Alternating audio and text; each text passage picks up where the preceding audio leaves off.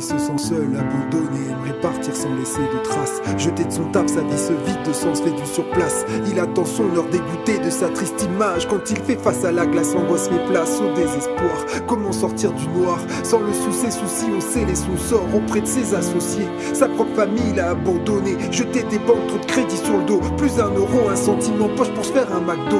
Comment survivre sous les trains de la galère, trop fier pour mendier ou manger les restes des banques alimentaires. Il ne sait plus vers qui se tourner, vers quelle route s'engager. Au fond il sait que cette société voudrait le voir dégager. Plus d'estime, plus d'espoir, plus d'amour dans le cœur, plus d'honneur sur ce trottoir. Il fait la manche dans l'indifférence. À beau dire qu'on vit en France, au milieu d'un peuple solidaire qui envoie du fric et des vivres aux quatre coins de la terre. Sévère pour dire qu'il a fini par s'éteindre, loin des siens seul.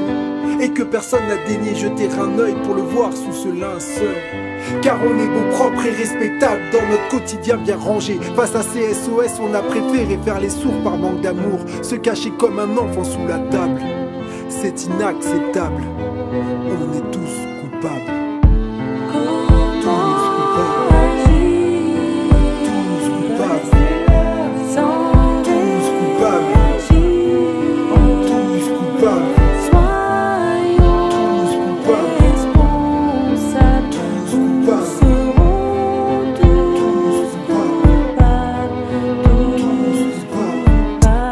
Personne ne lui a laissé au fond de la classe.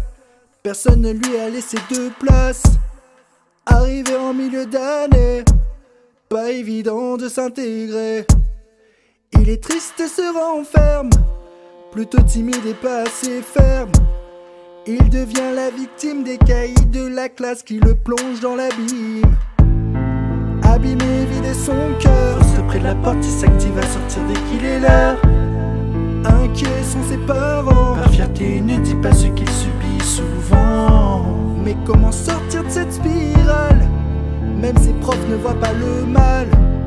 Alors il subit car en échec scolaire il chute et désespère. Regarde les autres et pense à la chance qu'ils ont. Subir ça.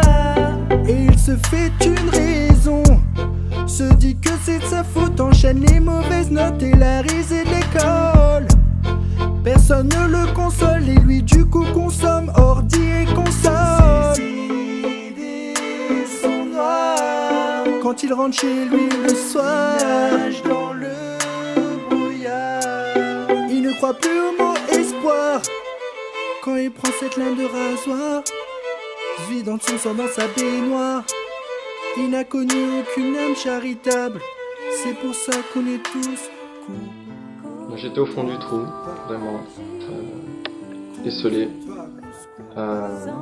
Puis des inconnus sont venus vers moi, ils m'ont tendu la main, alors que je pensais que tout était perdu.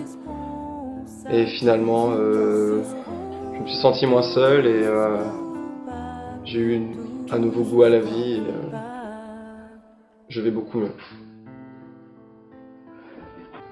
Il m'était de plus en plus difficile de continuer sans songer à passer à l'acte. Sans ce temps chercher soutien, je n'aurais pas pu avoir assez confiance en moi pour avancer. C'est bon d'avoir près de soi des personnes, anonymes ou non, prêts à tendre la main et à aider ceux qui sont au bord du gouffre. Merci.